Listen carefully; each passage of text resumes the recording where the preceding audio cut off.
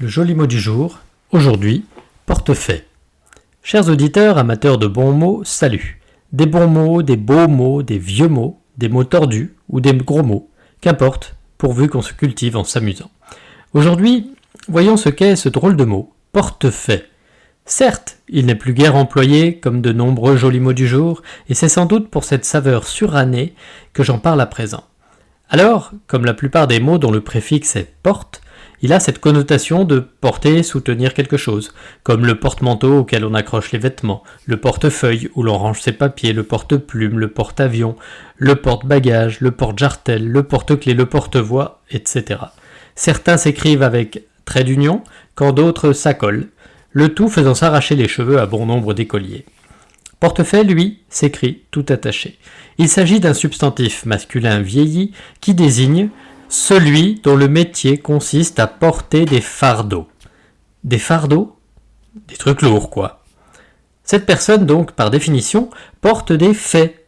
F-A-I-X, avec le X muet, comme dans le mot paix. Le contraire de la guerre, s'entend, et non les flatulences du duc de Laragounias. Mais, c'est quoi un fait ? Eh bien, un fait peut désigner deux choses. La première, une réunion d'éléments identiques, liés ensemble dans le sens de la longueur, tel qu'un fait de bois, ou encore, dans l'exemple, le grand jardin où les filles de la ferme ramassaient des faits d'herbe, il est aussi synonyme de faisceau.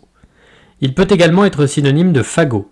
Exemple, ces ouvriers tour à tour surveillent le brasier, armés de longues fourches, ils le bourrent de faits. La deuxième acception de fait, celle qui nous intéresse ici, désigne une charge, un corps pesant. Ce que porte ou soutient avec effort, difficulté, une personne, un animal, par exemple un âne, un chameau, un éléphant, ou une partie d'une construction. Synonyme de lourd fardeau. Un fardeau étant déjà une chose pesante, le fait est donc une lourde chose pesante, doublement pesante donc.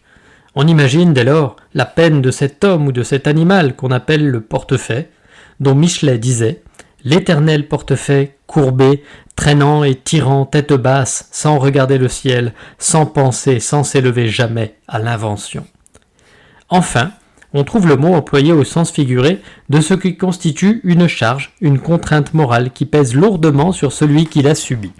Exemple, être plié, courbé sous le fait des ans. Par extension à ce personnage de portefaix, il devient un terme de comparaison qui s'emploie sous deux formes. Un aspect physique, ou une vigueur, comme dans tailler comme un portefaix, avoir des mains de portefaix, une allure de portefaix. Et en deux, un comportement jugé grossier, des injures, le langage de portefaix, parler comme un portefaix. En d'autres termes, pour désigner un homme brutal et grossier.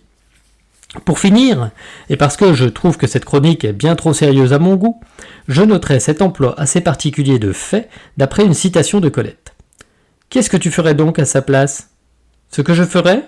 Je dirais à ma fille, emporte ton fait, ma fille, non pas loin de moi, mais loin de cet homme. Avez-vous deviné ce que désigne ce fait-là ? Eh bien, il désigne tout simplement le fœtus que porte cette fille. De là à conclure que le fœtus est un fardeau, un poids, certes, les femmes enceintes de 9 mois ne me contrediront pas. Pas plus que les parents de jeunes de 25 ou 30 ans qui végètent encore sous le toit parental, ces Tanguy Lourdeau que l'on a appris à connaître dans le film éponyme de Châtillier.